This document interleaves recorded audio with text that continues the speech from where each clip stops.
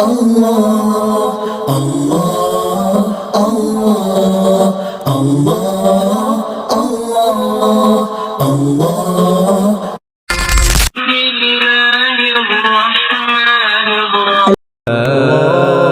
يحاجوننا في الله وهو ربنا وربكم ولنا أعمالنا ولكم أعمالكم ونحن له مخلصون. الحمدللہ رب العالمین والصلاة والسلام علی سید المرسلین وعلی آلہ وصحابہ اجمعین. اما بعد، رب اشرح لی صدری ویسر لی امری واحلل عقدۃ من لسانی یفقہوا قولی. رب زدنی علما، رب یسر ولا تعسر وتمم بالخیر. اعوذ باللہ من الشیطان الرجیم، بسم اللہ الرحمن الرحیم. معزز سامعین، السلام علیکم ورحمۃ اللہ وبرکاتہ. مارننگ ود قرآن کے program one verse one day, اس میں ہم نے سلسلہ شروع کر رکھا ہے روز کی ایک آیت کو سمجھنے کا، اور اللہ کے فضل و کرم سے آج ہم دیکھیں گے آیت نمبر 139، اور پہلے پارے کا اختتام ہو رہا ہے. یہ اینڈنگ لائنز ہیں پہلے جز کی، اور اللہ تعالیٰ کتنی خوبصورتی کے ساتھ اس پارے کو یا جز کو اختتام کی طرف لا رہے ہیں کہ اب بتایا کہ اللہ کو تم سے کیسا دین مطلوب ہے، اللہ کیسے اپنے پیروکار یا کیسے لوگ چاہتا ہے. پچھلی آیت میں فرمایا کہ نحن لہ عابدون، اور اس سے پیچھے کہا فلا تموتن الا وانتم مسلمون، اور کہیں کہا ایمان لانے کی بات کی گئی. تو یہاں پر پچھلی آیت میں ہم نے دیکھا کہ اللہ نے لوگوں کو صبغت اللہ اپنانے کا کہا کہ اللہ کے رنگ میں رنگ جاؤ. اور اب اس آیت مبارکہ میں اللہ تعالیٰ کیا فرما رہے ہیں؟ آپ لوگوں نے آیت کی تلاوت سماعت فرمائی ہے. اب دیکھیے ہمارا پروردگار اس آیت میں ہم سے کیا گفتگو فرما رہا ہے. ضروری ہے کہ رب کائنات کی بات سننے کے لیے ہم وطن گوش ہوئیے اور سنیے کہ اللہ تعالیٰ کیا فرما رہے ہیں. کل، اے محمد مصطفیٰ صلی اللہ علیہ وسلم، ان سے کہو اتحاجوننا، کیا تم ہم سے جھگڑا کرتے ہو، فی اللہ اللہ کے بارے میں، وہ ہوا جب کہ وہ ربنا ہمارا رب ہے، وربکم اور تمہارا رب ہے، ولنا اور ہمارے لیے، اعمالنا ہمارے اعمال ہیں، ولکم اور تمہارے لیے، اعمالکم تمہارے اعمال ہیں، ونحن لہ مخلصون اور ہم اللہ کے لیے مخلص ہیں، ہم اللہ کے لیے فرما بردار ہیں. یعنی اللہ جب ہمارا بھی رب ہے اور تمہارا بھی رب ہے تو پھر جھگڑا کس بات کا ہے؟ کیوں جھگڑ رہے ہو؟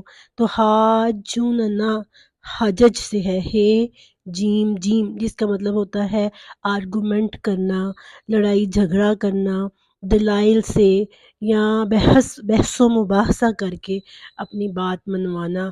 تو کیوں کہا گیا ہے یہاں پر کہ تم ہم سے اللہ کے بارے میں جھگڑا کیوں کر رہے ہو، جبکہ تم جانتے ہو کہ وہ تمہارا رب ہے اور ہمارا بھی رب ہے. اب جھگڑا کیسا تھا؟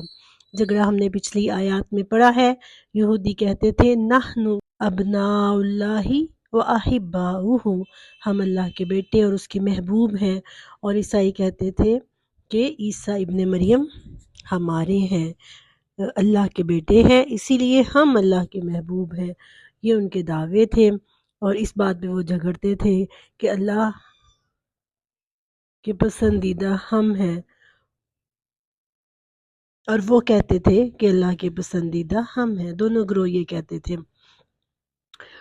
اور اللہ کے رب ہونے کو سب مانتے ہیں، لیکن اللہ نے فرمایا قرآن میں، قرآن پاک میں ہی اللہ تعالیٰ نے فرمایا ہے کہ اللہ کے رب ہونے کو تو مانتے ہو، لیکن ساتھ اپنے اعمال ضائع کیسے کر رہے ہو، یہ کہہ کر وقالت الیہود عزیر ابن اللہ، یہودیوں نے کیا کہا کہ عزیر اللہ کا بیٹا ہے. وقالت المسیح وقالت النصارى مسیح ابن اللہ، اور عیسائیوں نے کیا کہا کہ عیسیٰ اللہ کے بیٹے ہیں، یعنی وہ تشبیہ کے قائل، وہ تثلیث کے قائل، اور اللہ کو کیا چاہیے؟ خالص دین، وَنَحْنُ لَهُ مُخْلِصُونَ، اور ہم اس کے لیے مخلص ہیں۔ اللہ کو اخلاص چاہیے، خے لام سواد جس کا مطلب ہے اخلاص، خالص ہونا، اسی صورت اخلاص ہے نا جو کہ ہمارے قرآن کا جس کو 3 تہائی کہا جاتا ہے، کہ صرف صورت اخلاص پڑھ لو دین اسلام کی سمجھ آ جائے گی۔ تو آگے یہ کہا وَنَحْنُ لَهُ مُخْلِصُونَ، ہم اللہ کے لیے مخلص ہیں۔ اور پھر یہ بات بیچ میں لنا، اگر تمہارے دعوے یہی ہیں کہ تم یہی کہتے ہو کہ عزیر اللہ کا بیٹا ہے اور عیسیٰ اللہ کے بیٹے ہیں، تم نے اسی چیز پر قائم رہنا ہے، تو پھر تمہارے لیے تمہارے اعمال ہیں اور ہمارے لیے ہمارے اعمال ہیں۔ تم اپنے راستے پر چلو اور ہمیں ہمارے راستے پر چلنے دو۔ تکلیف کس چیز کی ہے؟ سب سے زیادہ مشکل چیز کیا ہے؟ وہ یہ اخلاص ہی ہے۔ اسی کو تو شروع میں سورۃ بقرہ کے شروع میں انہوں نے کہا تھا نا، اَنُؤْمِنُ كَمَا آمَنَ السُّفَهَاءُ، کہ ان بے وقوفوں کی طرح ایمان لائیں جو اتنے مذہبی ہوتے جا رہے ہیں، جو اتنے پکے ہوتے جا رہے ہیں کہ بس جی ہم نے دین دین دین دین، اللہ اللہ اللہ، اور کوئی بات ہی نہیں ان کو آتی۔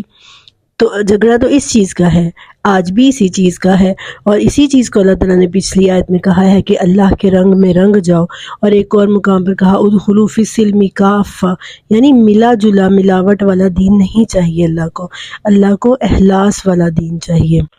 تو جھگڑا کل بھی اسی بات پر تھا اور آج بھی اسی بات پر ہے کہ مکمل دین میں داخل ہونا ہے، ملاوٹ والا دین نہیں۔ یہود و نصارہ نے کیا کیا؟ کچھ معاملات میں اللہ کی بات مانی اور کچھ معاملات میں اپنی مرضیاں چلائیں، تحریفات کی، آیتوں کو بدل ڈالا، کہیں آیتوں کو ہی بدل ڈالا، کہیں آیتوں کے معانی بدل ڈالے۔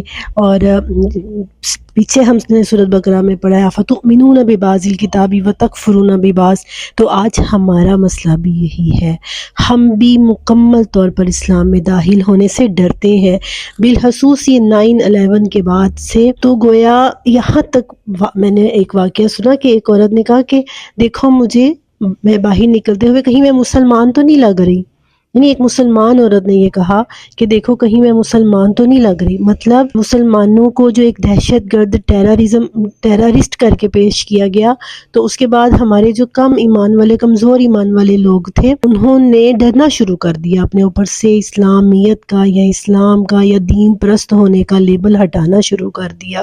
تو نماز پڑھنے کو ہم تیار ہیں، مسجدوں میں جانے کو ہم تیار ہیں، لیکن مکمل وہ ضابطۂ حیات، مکمل جو مسلمانوں کا گیٹ اپ ہے اسلام کا ہے، وہ ہم اپنانے کو تیار نہیں ہیں۔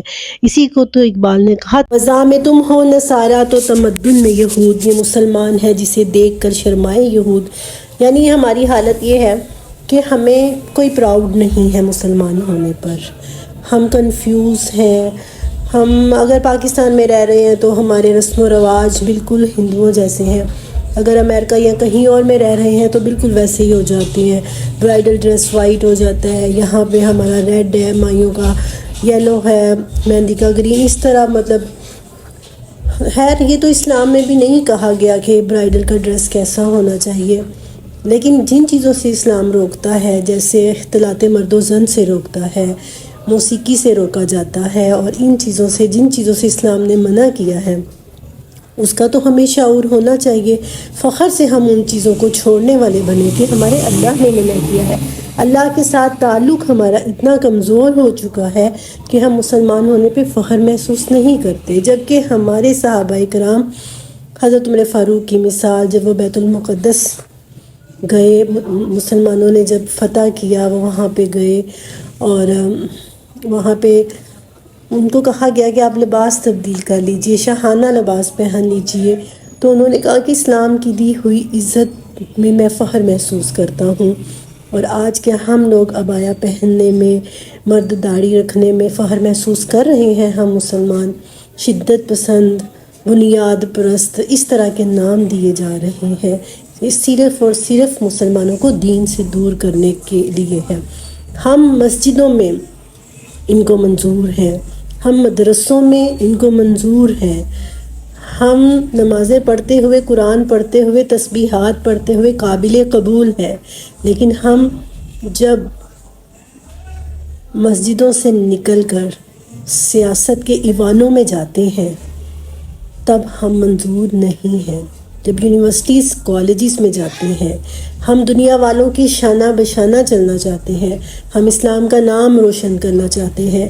اسلام کو ہم دوبارہ سے زندہ کرنا چاہتے ہیں اور دنیا کا مقابلہ کرنا چاہتے ہیں. آنکھوں میں آنکھیں ڈال کر چلنا چاہتے ہیں. تب ہم قابل قبول نہیں ہیں. تب پھر ہمیں نام دیے جاتے ہیں دہشت گرد کے. تب پھر ہمیں نام دیے جاتے ہیں شدت پسندوں کے، بنیاد پرستوں کے. تب ہمیں یہ نام دیے جاتے ہیں. تو لیکن ظاہر ہے یہ تو ہو نہیں سکتا کہ ہم مکمل طور پر اسلام میں چلیں اور پھر مشکلات نہ آئیں. مشکلات تو آئیں گی ہی. تو اللہ کو کون سا مسلم چاہیے؟ جو مسلم ہو. دیکھیں مسلم کون سا ہے؟ اس نے سر تسلیم ہم کر دیا ہے. دل چاہ رہا ہے، نہیں چاہ رہا، نماز پڑھنی ہی پڑھنی ہے. کچھ لوگ کہتے ہیں بھائی جب دل ہی نہیں ہے آپ کا، جب آپ کا دھیان نہیں ہے تو پھر نمازیں کیسی؟ نہیں، 5 وقت کی نماز فرض ہے. مسلم ہونے کے ناطے سے آپ نے پڑھنی ہی پڑھنی ہے. اور پھر عابدون، عبادت اللہ کی کرنی ہے. اس کے بعد پھر مخلص ہو کر کرنی ہے. ایمان کی ساری شرائط کو پورا کرتے ہوئے کرنی ہے. یہ چند باتیں ہیں جو ان آیات میں اللہ تعالیٰ نے ارشاد فرما کر ہمیں یہ سمجھایا ہے کہ اسے اپنے دین کے لیے کیسے مسلم چاہیے. جو اللہ کے رنگ میں رنگے ہوں، جو ربانی ہوں، جنہیں دیکھ کر اللہ یاد آ جائے، جنہیں دیکھ کر پتہ چلے کہ یہ مسلمان ہیں، یہ حضرت محمد صلی اللہ علیہ وسلم کے امتی ہیں، یہ صحابہ اکرام کے پیروکار ہیں. تو آج کل بھی یہ چیز مشکل تھی اور آج بھی یہ چیز مشکل ہے. اللہ تعالیٰ ہمیں عمل کرنے کی اور سچا مسلمان بننے کی توفیق عطا فرمائے. آمین. وآخر دعوانا ان الحمد للہ رب العالمین وما علینا الا البلاغ المبین.